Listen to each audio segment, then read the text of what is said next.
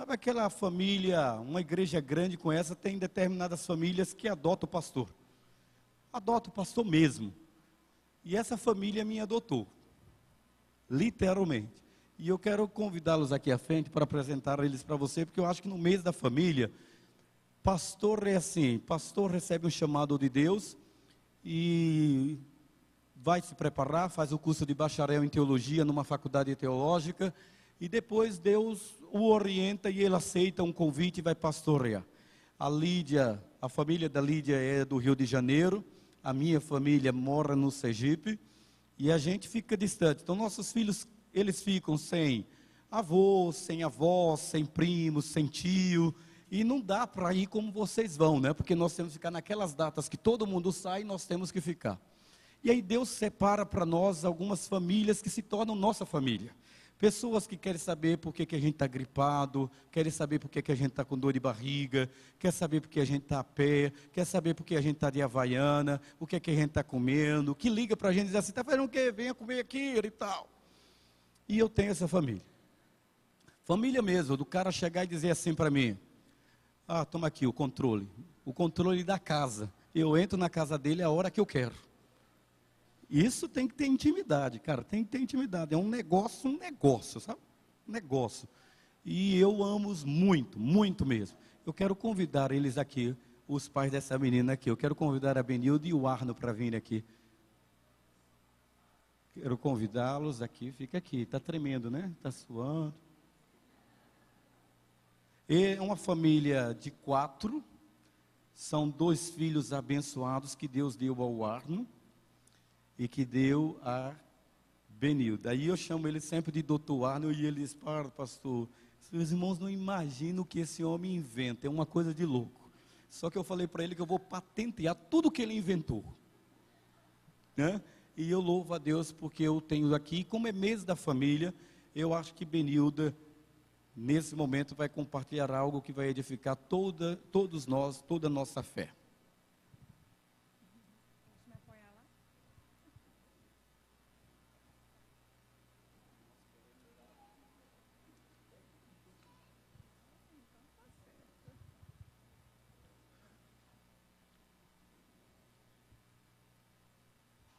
Boa noite, irmãos. Verdade. O pastor exagerou um pouquinho no que a gente faz por ele em casa, mas ele tem um espaço muito, muito grande no nosso coração. Na verdade, ele nos adotou. Ele disse que, eu fiquei sabendo que o senhor falou que ia investir na gente. E eu fico muito, mas muito grata ao meu Deus, porque nós temos um pastor, e eu posso dizer, eu tenho um pastor. Eu tenho um pastor e uma pastora, porque a Lídia é assim que eu a tenho. Eu os amo, nós os amamos muito, eles são muito queridos. E esse negócio de dar controle para ele é porque a gente queria que ele fosse muito mais vezes lá em casa, e ele tem ido pouco. Apesar dele dizer desse jeito, eu acho que ele vai pouco. Mas é muito bom. Irmãos, o que temos para contar para vocês, o que Deus tem feito na nossa casa, poderia ser iniciado de vários jeitos. Poderia ser dito assim, grandes coisas fez o Senhor por nós, e por isso nós estamos alegres. Porque o Senhor encheu a nossa boca de riso e os nossos lábios de júbilo, por conta das grandes coisas que Ele tem feito na nossa casa. Eu quero contar para vocês aqui da alegria que nós temos vivido nesses dias por conta da conversão do meu esposo. E eu vou dizer para vocês que foram anos orando. Nós temos 25 anos de relacionamento, namoro, né? E 21 anos de casados. E eu confesso a vocês que não foram todos esses anos, no início do nosso namoro, no início do nosso casamento, eu não orava pela conversão dele. Eu acho que eu estava muito entusiasmada com o namoro, né? E aí eu esqueci de orar por ele. Com 2 anos, nós namoramos 4 anos, 1 mês e 26 dias. E com 2 anos de namoro, ele falou para mim assim, eu sou ateu. E eu disse para ele, eu sou crente. Eu acho que ele já sabia que eu era crente. Eu não sabia que ele dizia que era ateu. Bom, nós nos casamos e 7 meses depois, Kezinha chegou. Daí vocês já sabem, né? Alguma coisa, ou era prematuro, ou alguma coisa não estava bem certinho.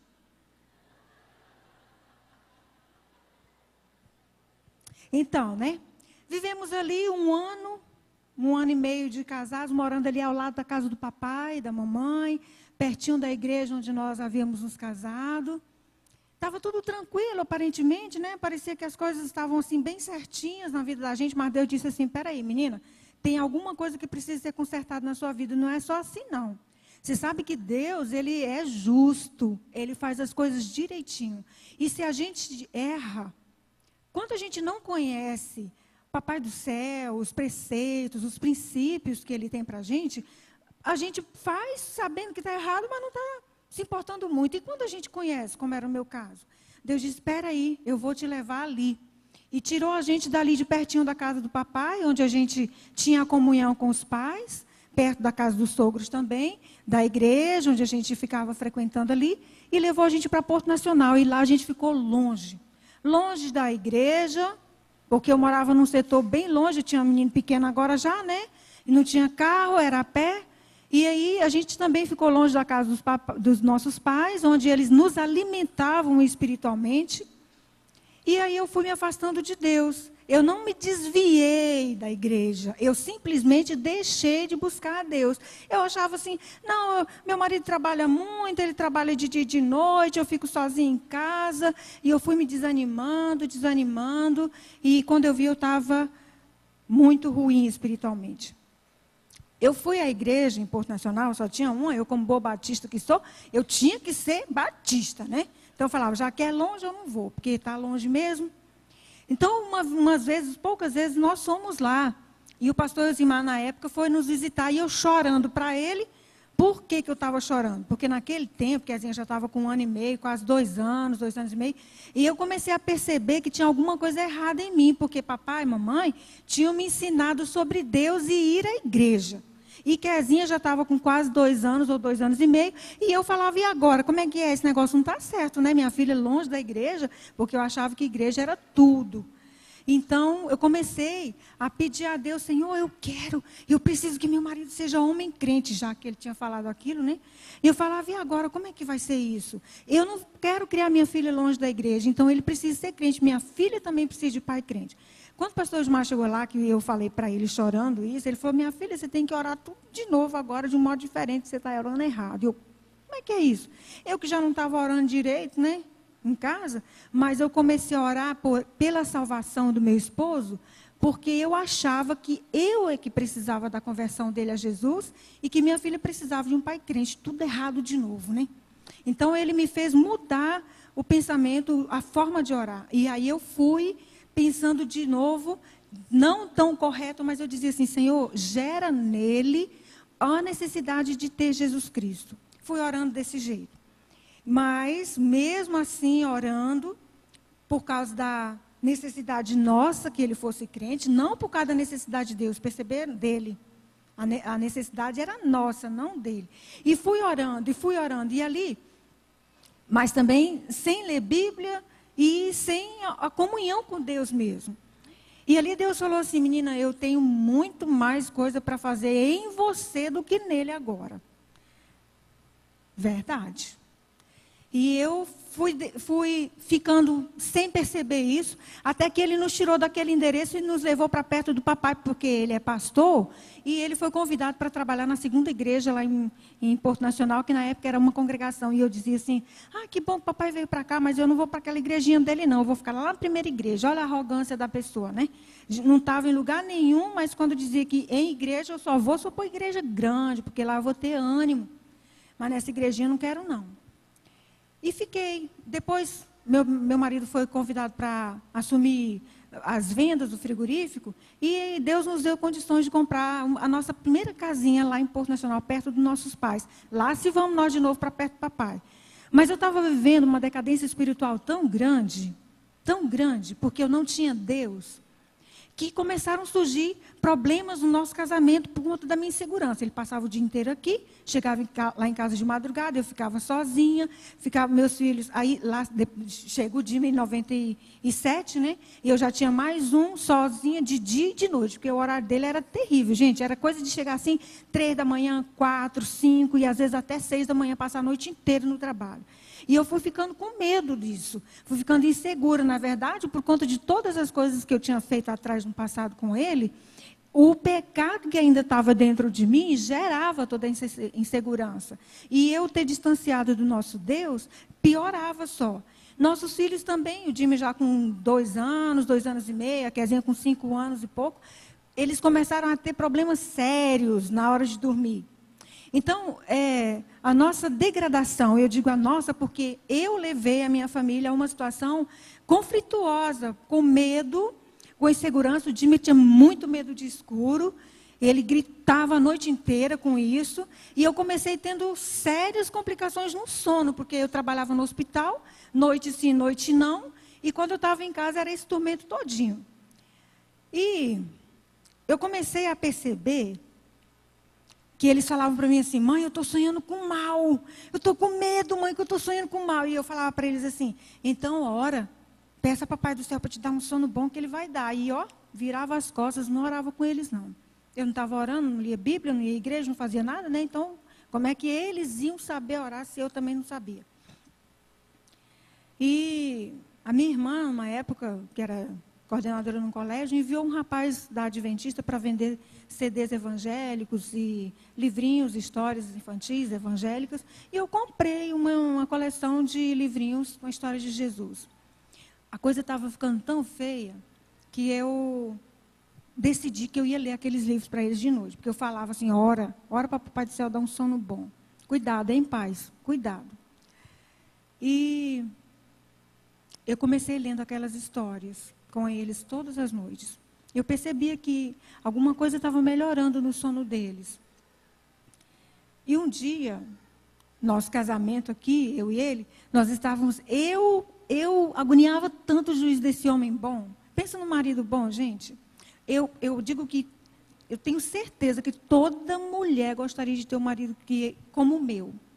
Porque pensa no marido paciente, pensa no homem bom, tranquilo, reto, honesto, seguro do que sente.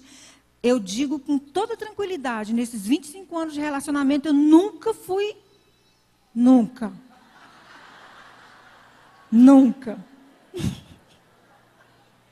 Eu tenho certeza disso.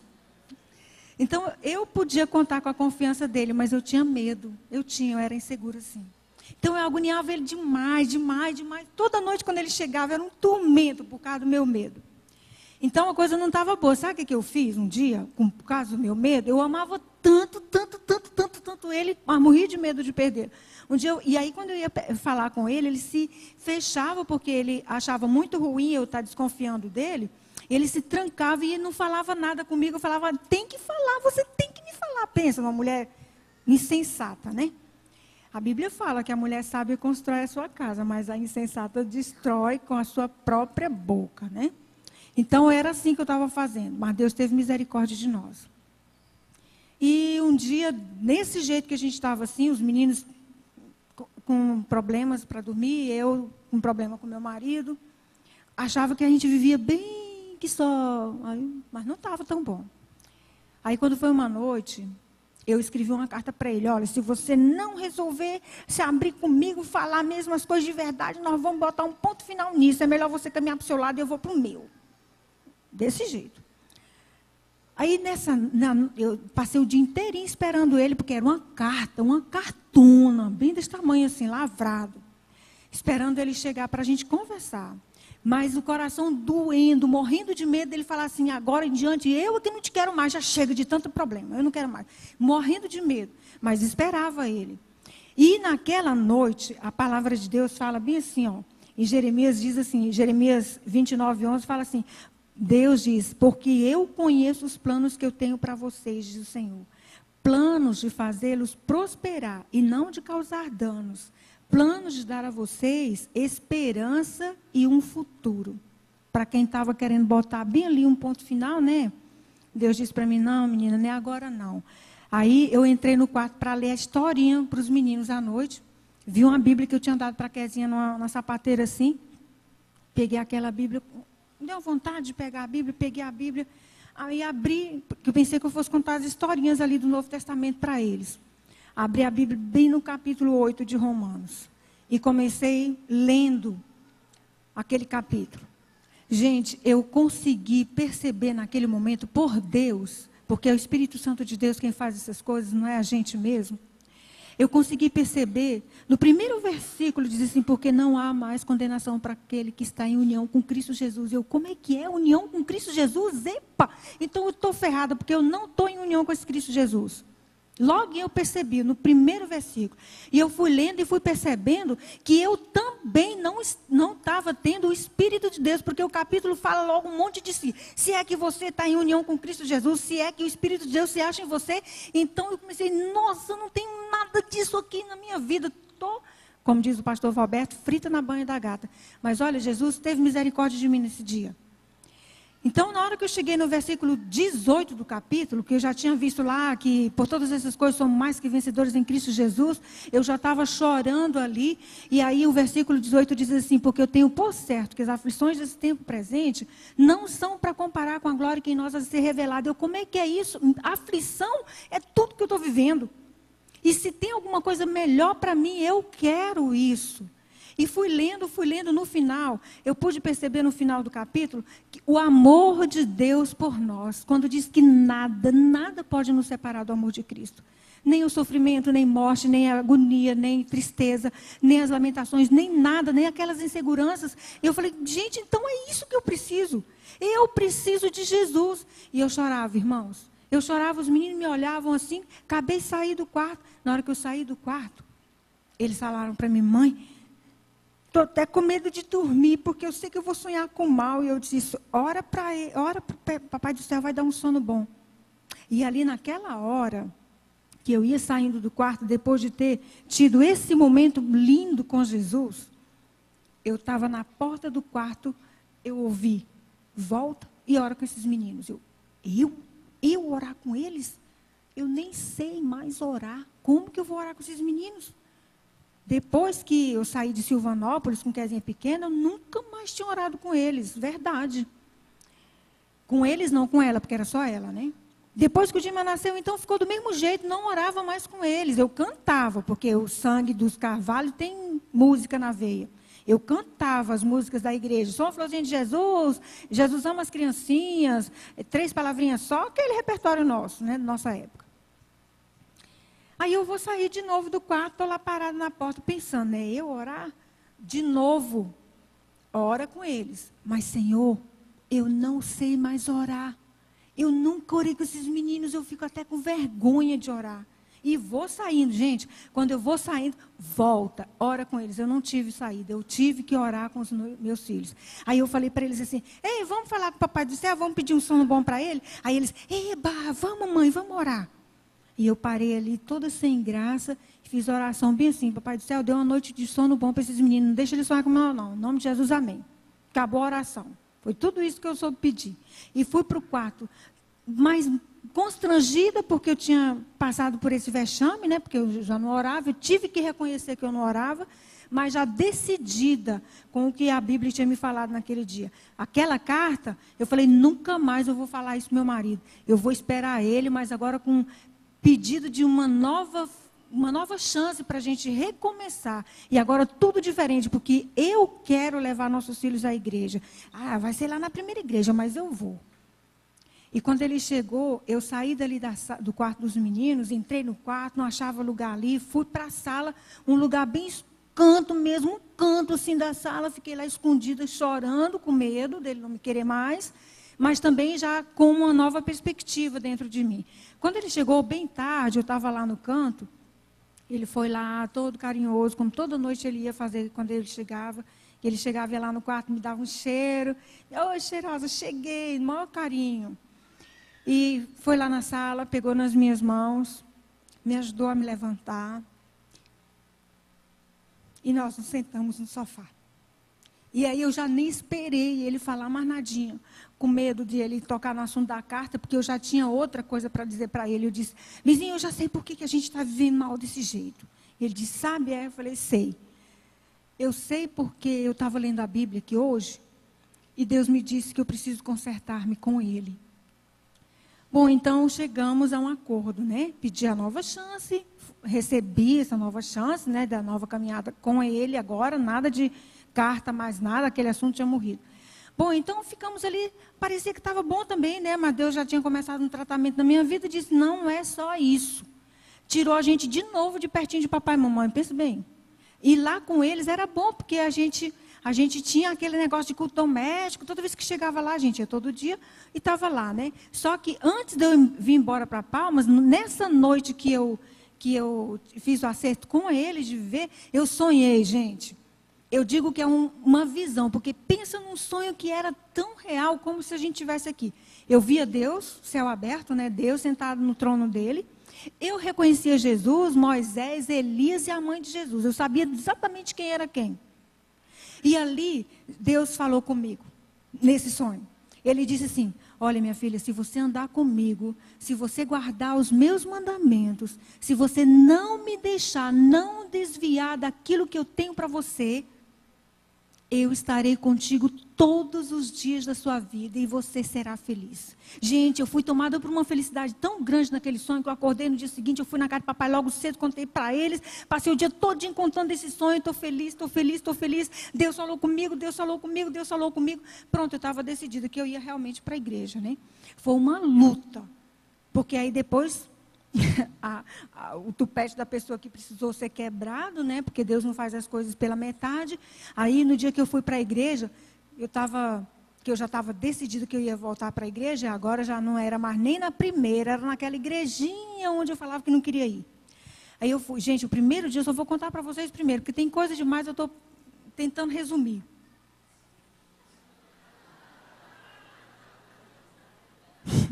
Riram, não sei nem porquê, né? Gente, 21 anos. Presta atenção. No dia que eu fui, o primeiro dia que eu fui para a igreja de manhã, eu tinha um chevetinho bom danado para andar, mas nesse dia ele não saiu do lugar. Ele não saiu, gente. Vocês pensam que é brincadeira? O inimigo da gente, o inimigo das nossas almas não fica satisfeito com a gente. Eu tive que acordar meu marido, era domingo de manhã. Ele foi lá fazer esse carro funcionar, chega, queimou a cerâmica, estava preto lá, até o dia da gente mudar. Não, o que foi, amor? No carro? Não sei, agora pode ir. E eu fui para a igreja, eu estava decidida que eu ia. Gente, quando eu cheguei na igreja, o papai tinha ele, só ele. Ele nunca soube trabalhar com criancinhas, não. Ele está bem ali. Gente, tinha umas 40 crianças para o meu pai lidar com elas. Quando eu cheguei naquele domingo lá na igreja, papai olhava para mim com um sorriso tão grande, como quem diz assim, chegou a minha salvação, porque papai foi missionário muitos anos das missões nacionais, até ser ordenado pastor em Silvanópolis. Ele conseguiu fazer de todos os filhos, aqueles que quiseram, missionáriozinhos também, como ele e minha mãe são. A gente aprendeu a dirigir culto, a gente aprendeu a falar com desenvoltura, a gente aprendeu a ensinar a escola dominical, tudo na igreja, eu tocava violão lá, eu não sei mais não, mas eu tocava, animava os cultos, trabalhava com mocidade, com jovens, né, com tudo, de tudo na igreja a gente fazia. Era uma igreja pequenininha, também era fácil. Quando ele me viu ali, ele falou, chegou a minha salvação, vai me ajudar. Minha filha, você pode me ajudar, papai? Foi toda a vida de respeitar a gente. Você pode me ajudar? Eu posso, papai. Eu fico tão feliz, gente, tão feliz de me lembrar disso, porque Deus estava fazendo um tratamento em mim que precisava ser feito, e eu fui deixando, eu fui querendo. Demorou muito para eu perceber que eu queria o tratamento de Deus para mim. Demorou muito eu aprender a chegar no ponto que eu não estou pronta. Eu digo para as pessoas, venham, façam como eu não estou pronta, mas eu quero aprender mais. Bom, então nós mudamos para Palmas, aí saímos de perto deles, cheguei, morei em Taquaralto, fui membro da Igreja Batista Manancial de Vida, com o pastor Cláudio, nosso pastorzinho aqui. Depois mudei para 102, aí fiquei um tempo ainda meio perrengue na igreja, porque foi na época que meu sogro estava muito doente. Bom, passamos 8 anos na primeira igreja. Eu amava aquele povo e dizia, não, eu vou morrer aqui. Não adianta, pastor, não terminou.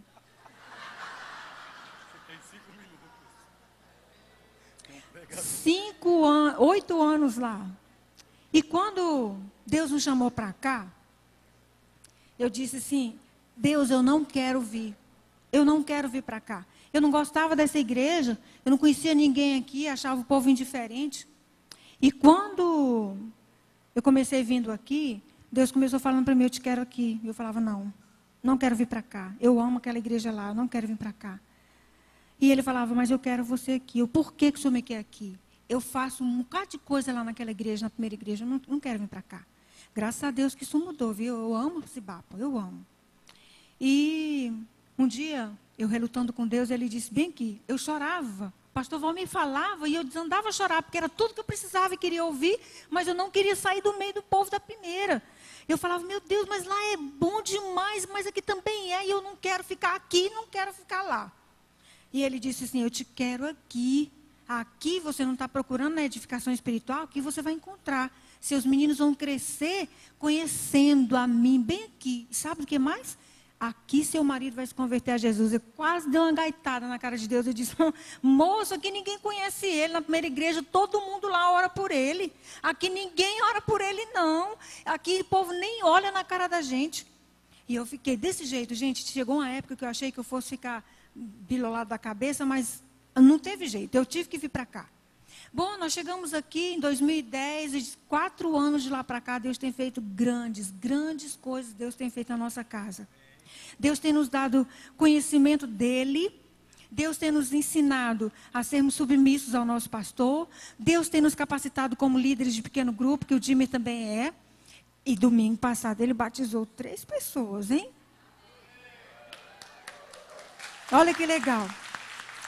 E ano passado, e nesses 2 últimos anos, eu vi que a coisa estava ficando apertada para o lado dele, porque toda vez que eu falava nos benefícios de Deus, na bênção de Deus para nós, ele ficava caladinho. E aí eu falava, está chegando a hora, meninos, vocês orem, porque a coisa está... E o pastor Valmir, a Lídia, nos cercaram com tanto carinho, a gente já foi arrumando outras pessoas, outros amigos, assim, também carinhosos conosco. E a gente foi sentindo o amor da Cibapa cercando a gente, vendo o cuidado de Deus com a gente. A gente não podia ficar sozinho. Então, nesse tempo, quando chegou no começo desse ano, eu orava dizendo a Deus, Senhor, eu gostaria muito que o Senhor me fizesse feliz. Essa oração foi em 2012 também. Muito que o Senhor me fizesse feliz com a conversão do meu marido. Eu gostaria muito. Mas se o Senhor não quiser, eu ainda vou orar por mais 10, 20, o tempo que for preciso. Porque eu já tinha orado agora 20 anos, né? Então, se precisar, eu oro mais. Gente, eu não sabia que estava tão pertinho.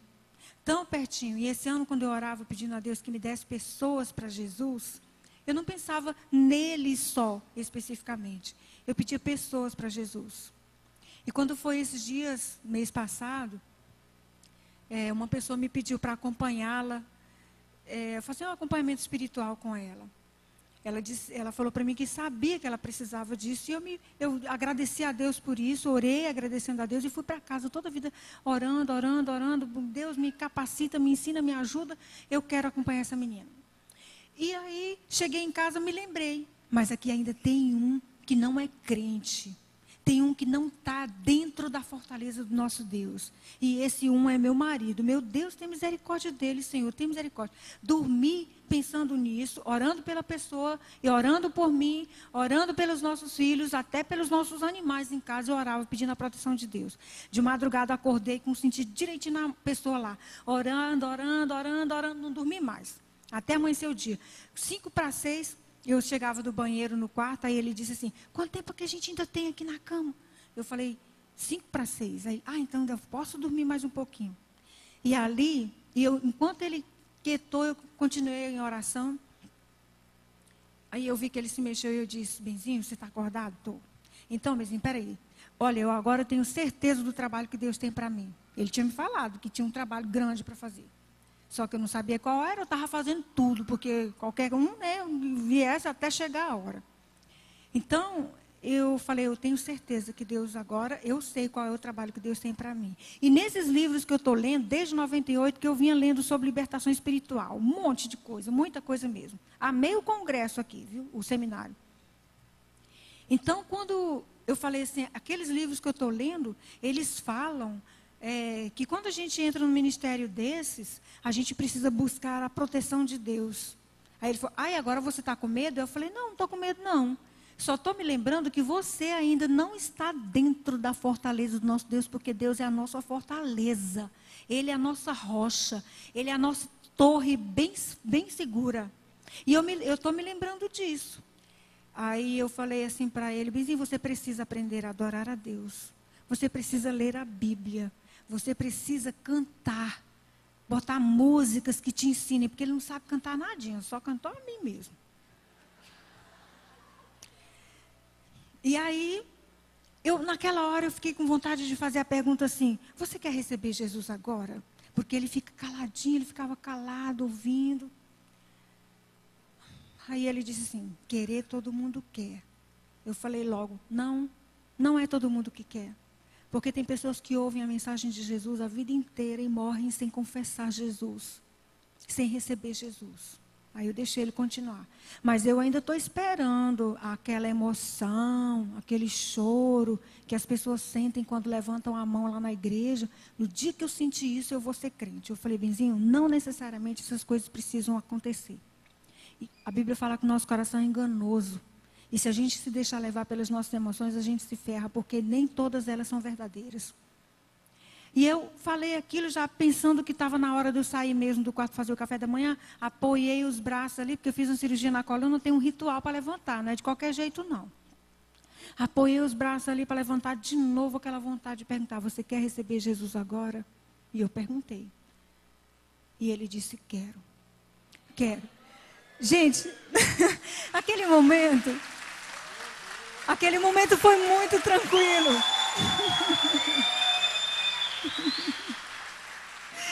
Eu achava que eu fosse chorar, pular, espernear. Não, foi tranquilo. Eu orei com ele. Nós fizemos a oração mais ou menos assim. Senhor Jesus, eu recebo o Senhor como Salvador da minha vida. Eu sei que todo o sacrifício do Senhor na cruz foi por mim e foi pela humanidade toda. E eu te recebo como meu Senhor e entrego a minha vida ao Senhor. Depois disso eu orei agradecendo a Deus pelo que tinha acontecido em nossa casa. E aí eu já saltei da cama porque eu vi que o Dimé estava acordado e fui aleluiada, gritando, aleluia, chegou salvação na nossa casa. Eu abri a porta e quando eu falei para o Dimé, ele sem entender nada, eu falei, abraça seu pai, porque ele é um novo homem e recebeu Jesus. Ele abraçou o pai dele ali e depois eu fui acordar a Kezinha sem querer acordar. E eu disse, Kezinha, minha filha, levanta, abraça esse novo homem. Abraça seu pai que ele recebeu Jesus, minha filha. E ela disse, o quê, mãe? Então vem, Bezinho, porque ela não quer levantar não. Vem você e abraça ela. E quando ele chegou no quarto, ele foi abraçar ela. Dá licença, pastor. Ele disse, bom dia, irmã. Abraçar ela.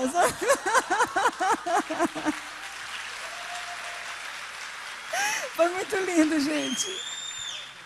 Ali nós choramos os quatro, oramos a Deus, agradecendo por tudo que Deus tinha feito e ainda vai fazer. Não acabou não, gente.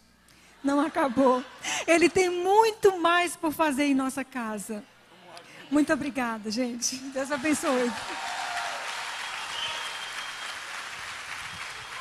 Vem cá, Arno. Chegue aqui junto dela, abraça aqui. Queria convidar você que está com sua esposa ao seu lado agora, fique em pé com ela, só os casais casados.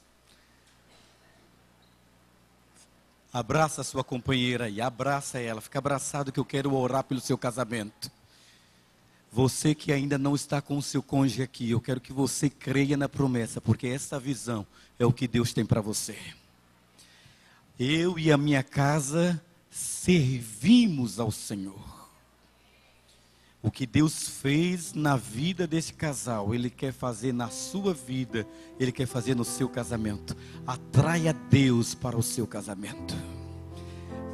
Mas saiba silenciar. Benilda me ensinou uma coisa nesses 5 anos que eu tenho, nesses 4 anos que eu tenho experimentado a convivência com eles. Este homem não era evangélico. Mas ela sabia que tinha tomado uma decisão errada, em estado de desobediência. Mas quando ela acordou, ela disse, agora eu vou entrar em obediência. Independente da crença dele, eu vou honrá-lo. Eu vou me submeter como esposa, para ganhar sem palavras, com procedimento, este homem para Cristo. Mulher sábia edifica sua casa, e a tola a destrói. Eu vi ela chamar os filhos, esses dois que são meninos de ouro, dizendo assim: cala a boca, obedeça a seu pai. Cala a boca, querzinha. E ela fala duro. Você viu que ela mandou eu calar a boca? Então, queridos, você quer reproduzir filhos de ouro, independente de crença, mulher, saiba qual é o seu papel, que o homem sabe qual é o papel dele. Agora, se você não entrar em sintonia, só porque ele confessa outra crença, você perde a bênção de ter a graça de Deus na sua casa. Abraça seu companheiro. Eu quero interceder pelo seu casamento agora, em nome de Jesus. Quero consagrar o seu casamento diante do Senhor. Benilda disse claramente que ela confia que nunca foi chifrada. Belíssimo isso, eu gostei. Mas você que já sofreu chifre, libere o perdão em nome de Jesus. E você que tem a prática de chifrar, eu quero repreender o espírito de pombagíria da sua vida em nome de Jesus. Eu quero pedir a Deus que você seja marido de uma só mulher.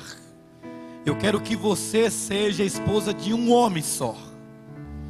Eu quero que você traga pureza para a sua relação sexual. Eu quero que você traga santidade no respeito e cumplicidade na educação dos seus filhos.